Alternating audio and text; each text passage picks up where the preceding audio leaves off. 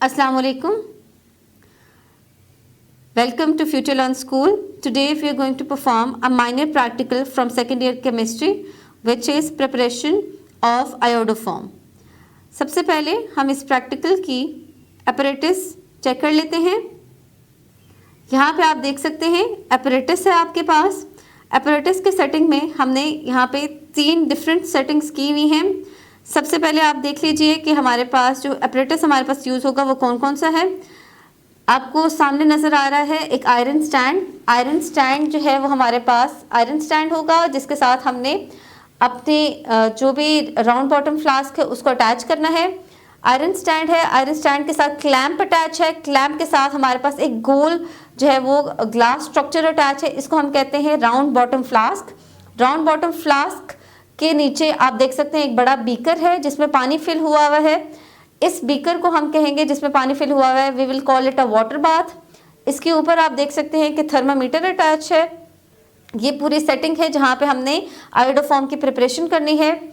नीचे आप देख सकते हैं कि जो बीकर है वो एक ट्राइपॉड स्टैंड के ऊपर मौजूद है और ट्राइपॉड स्टैंड के ऊपर एक वायर गॉज भी मौजूद है और बिल्कुल नीचे आप देख सकते हैं एक स्पिरिट लैंप मौजूद है जिसकी मदद से हम वाटर बाथ को हीट करेंगे।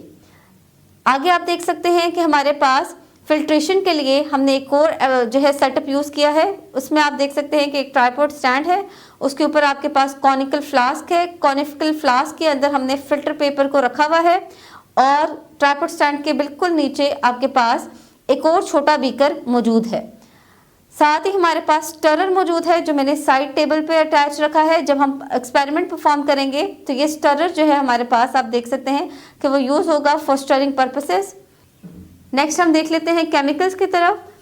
केमिकल्स में सबसे पहले आपके पास जो है वो एक बड़ी मेजरिंग फ्लास्क है। मेजरिंग फ्लास्क में 100 ml जो है वो डिस्टिल्ड वाटर मौजूद है। फिर आपके पास एक छोटी मेजरिंग फ्लास्क है जिसमें 20 ml एथेनॉल मौजूद है। उसके बाद आपके पास वाइट कलर का एक पाउडर मौजूद है जो हमारे पास है 20 ग्राम्स ऑफ सोडियम कार्बोनेट। और उसके बाद आपके पास फिल्टर पेपर के ऊपर जो है वो ग्रेश ब्लैक जो है वो केमिकल मौजूद है विच इज़ 10 ग्राम्स आयोडीन। ये हमारे पास सारे केमिकल्स और apparatus का जो है ओवरव्यू है। Let's move towards the working of the practical. यहाँ पे हमने सबसे पहले ये करना है कि वाटर जो है उसको हमने जो आपके पास एक राउंड बॉटम फ्लास्क है उसमें हमने 100 ml जो है वो डिस्टिल्ड वाटर लिया है और इस 100 ml डिस्टिल्ड वाटर में हमने 100 ml डिस्टिल्ड वाटर ऐड करना है और इसको वाटर बाथ पे हीट करना है अप्रॉक्सीमेटली टिल 60 डिग्री सेल्सियस।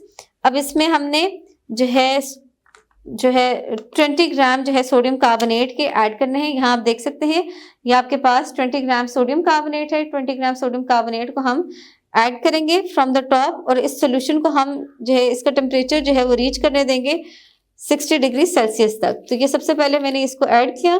अब क्योंकि हम डेमोन्स्ट्रेशन में जो है 60 डिग्री सेल्सियस टेम्परेचर रीच करना जो है वो काफ़ी टाइम लेता है तो हमने प्री हीटेड जो है वो डिस्टिल्ड वाटर लिया था ताकि हमारे पास टेम्परेचर इजीली रीच कर जाए। अब आप यहाँ देख सकते हैं कि मैं इस सारे सोल्यूशन को स्टर कर दूंगी यहाँ पे अच्छी तरीके से और थोड़ी देर के लिए इसका हम टेम्परेचर मेंटेन होने देंगे। यहाँ पे हमारे पास थर्मामीटर में अप्रॉक्सीमेटली 55 डिग्री सेल्सियस टेम्परेचर है तो हम इसको 5 मिनट के लिए और हीट करेंगे ताकि हमारे पास टेम्परेचर जो है वो 60 डिग्री सेल्सियस रीच कर जाए।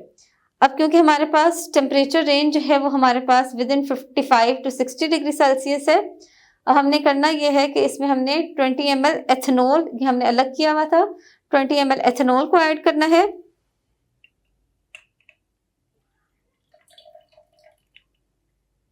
उसके बाद अगेन हमने इस सॉल्यूशन को स्टर करना है।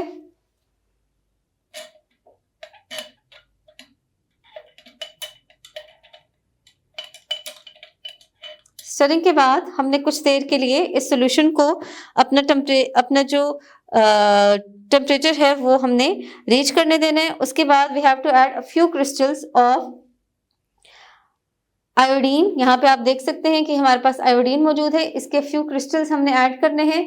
अब जब हमारे पास हमने इसको 5 डिग्री सेल्सियस तक 5 degree Celsius further temperature attain करने दिया था जो हमारे पास सोडियम कार्बोनेट और वाटर और एथेनॉल का सोल्यूशन था। अब हमने इसमें फ्यू क्रिस्टल्स जो हैं वो ऐड करने हैं आयोडीन के। यहाँ आप देख सकते हैं आयोडीन को मैंने ग्राउंड फॉर्म में लिया है। जब हम इसको ग्राउंड फॉर्म में लेते हैं तो इनिशियली ये कोई कलर शो नहीं कर रहा। हम थोड़ा और आयोडीन इसमें ऐड करेंगे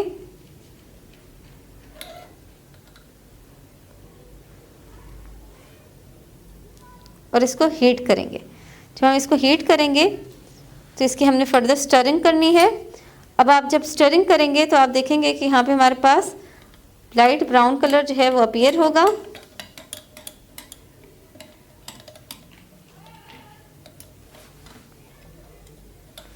कुछ देर के लिए हम थर्मामीटर को यहाँ से हटा देते हैं एक साइड पे, ताकि हम अच्छे तरीके से स्टरिंग कर सकें। अब आप देख रहे हैं कि जैसे मैं स्टरिंग कर रही हूँ तो यहाँ पे आपके पास इस सोल्यूशन में लाइट ब्राउन कलर अपीयर हो रहा है।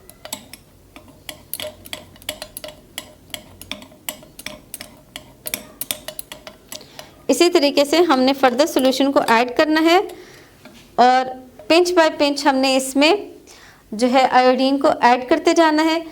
ये प्रोसेस हम रिपीट करते जाएंगे। जब हम आयोडीन को ऐड करते हैं तो इसका ब्राउन कलर अपीयर होगा, ये ब्राउन कलर डिसअपीयर होगा। उसके बाद हमने अगेन इस प्रोसेस को रिपीट करना है।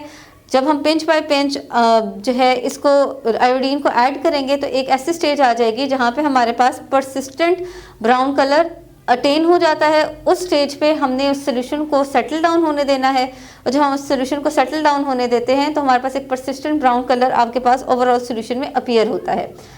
तो अब हम नेक्स्ट स्टेज पे आ जाते हैं जहाँ पे हम देखते हैं कि हमारे पास फाइनल परसिस्टेंट ब्राउन कलर किस तरीके से अपीयर हुआ था। ओके, सो हमने ये किया कि हमारे पास क्योंकि सोल्यूशन का टेम्परेचर रीच नहीं हुआ था तो आयोडीन जो है वो अपना कलर नहीं दे रहा था। फिर हमने सोल्यूशन के टेम्परेचर को जो है वो इंक्रीज किया और हमारे पास जब ये 60 डिग्री सेल्सियस पे रीच किया तो हमने आयोडीन को फर्दर ऐड किया।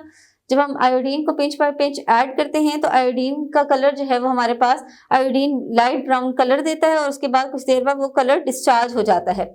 अब हमने ये किया कि पिंच बाय पिंच ऐड किया आयोडीन को और फिर फर्दर आयोडीन जो हम जब ऐड करते हैं तो टुवर्ड्स द एंड हमारे पास ब्राउन कलर जो है परसिस्ट करता है और वो डिसअपीयर नहीं होता।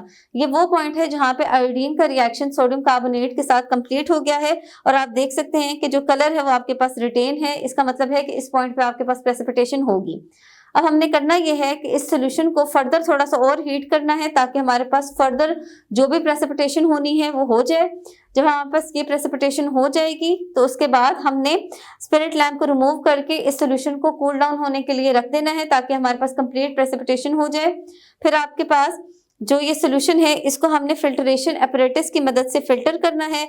आपके पास फिल्ट्रेट जो है ये आपके पास इस फिल्टर पेपर के ऊपर यहाँ पे आप देख सकते हैं कि यहाँ पे आपने इस फिल्टर पेपर को इस तरीके से 2 टाइम्स फोल्ड करना है और उसके बाद इसको एक और दफा फोल्ड करना है और आपने इसको कॉनिकल फ्लास्क के ऊपर रखना है और फिर इस फिल्ट्रेट को आपने पास करना है इस फिल्टर पेपर से। जितना भी आपके पास एक्सेस फिल्ट्रेट होगा वो नीचे पास कर जाएगा और आपके पास जो प्रेसिपिटेट्स हैं वो यहाँ पे आपके पास फिल्टर पेपर के ऊपर इकट्ठे हो जाएंगे। उन प्रेसिपिटेट्स को फिर आपने ड्राइंग ओवन में ड्राई करना है और वो जो आपके पास ऑब्टेन्ड प्रेसिपिटेट्स होंगे वो आपके पास आयोडोफॉर्म के प्रेसिपिटेट्स हैं। ये आपको जो आयोडोफॉर्म के प्रेसिपिटेट्स हैं इनको जो हमारे पास फाइनल फॉर्म होगी ड्राइड फॉर्म ये आपको पिक्चर के साथ अटैच कर दी जाएगी। हम प्रिपरेशन ऑफ आयोडोफॉर्म का टेस्ट परफॉर्म कर रहे थे। हमने इसको आयोडोफॉर्म को हीटिंग पे रखा था बनने के लिए। जब आपने पिंच बाय पिंच आयोडीन के क्रिस्टल्स ऐड किए थे एथेनॉल सॉल्यूशन में, उसके बाद हमने एक ऐसा टाइम रीच करता है जब हमारे पास जो आयोडीन है उसका कलर जो है वो परसिस्ट करता है और रिएक्शन आपके पास कंप्लीशन की तरफ चला जाता है। उस टाइम पे हम फ्लेम को हटा देते हैं और अपने जो आपके पास सोल्यूशन है उसको सेटल डाउन होने देते हैं ताकि वो कूल डाउन हो जाए और फर्दर प्रेसिपिटेशन कंप्लीट हो जाए। यहाँ पे मैंने जो सोल्यूशन था आपके पास बीकर में उस जो राउंड बॉटम फ्लास्क में सोल्यूशन था उसको ट्रांसफर कर दिया है एक बीकर में और इसको कूल डाउन किया ताकि ये थोड़ा सा सेटल हो जाए। अब इसको हम ये करेंगे कि हमने जब आप इसको सेटल होने देते हैं थोड़ी देर के लिए तो आपने इस सोल्यूशन को पास करना है फिल्टर पेपर से। हम फिल्टर पेपर से इस सोल्यूशन को पास करेंगे। अब यहाँ आप देख सकते हैं कि हमारे पास एक एम्प्टी फिल्टर पेपर है। फिल्टर पेपर को आपने एक दफ़ा फ़ोल्ड करना है, उसके बाद इसको सेकंड टाइम हमने फ़ोल्ड करना है। तो हमने 2 टाइम्स इस फिल्टर पेपर को फ़ोल्ड किया और इस तरीके से कोन बनानी है और इसको इस तरीके से आपने ट्राइपॉड स्टैंड पे प्लेस करना है। जब आप इस तरीके से इस ट्राइपॉड स्टैंड पे आप इसको प्लेस करेंगे, तो आपने इसको होल्ड करना है और इस फिल्टर पेपर से आपने जो आपके पास आयोडोफॉर्म का गिवन सॉल्यूशन था, उस गिवन सॉल्यूशन को पास करना है ताकि आपके पास की सॉल्यूशन जो है वो पास आउट हो जाए और कोई भी अगर इम्प्योरिटी इसमें मौजूद है तो वो पास आउट होके लोअर बीकर में ट्रांसफर हो जाए।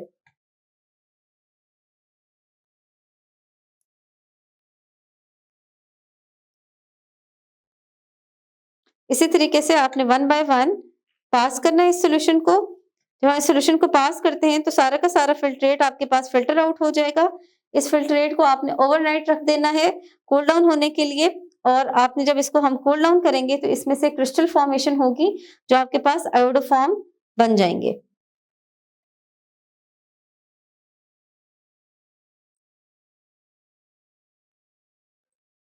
ये हमारे पास प्रोसेस है जिसमें हम फ़िल्ट्रेशन कंप्लीट कर रहे हैं। तो जब आप इस तरीके से फ़िल्ट्रेशन का प्रोसेस को कंप्लीट कर लेंगे, तो आपने जो आपके पास आयोडोफ़ॉर्म है उसको ओवरनाइट रखा और आपके पास क्रिस्टल्स प्रिपेयर होंगे, वो आपके पास आयोडोफ़ॉर्म है। तो ये ओवरऑल एक्सपेरिमेंट जो है हम यूटिलाइज़ करते हैं आयोडीन, एथेनॉल की हेल्प से हम आयोडोफ़ॉर्म प्रिपेयर करते हैं। That's all for today's practical. Thank you.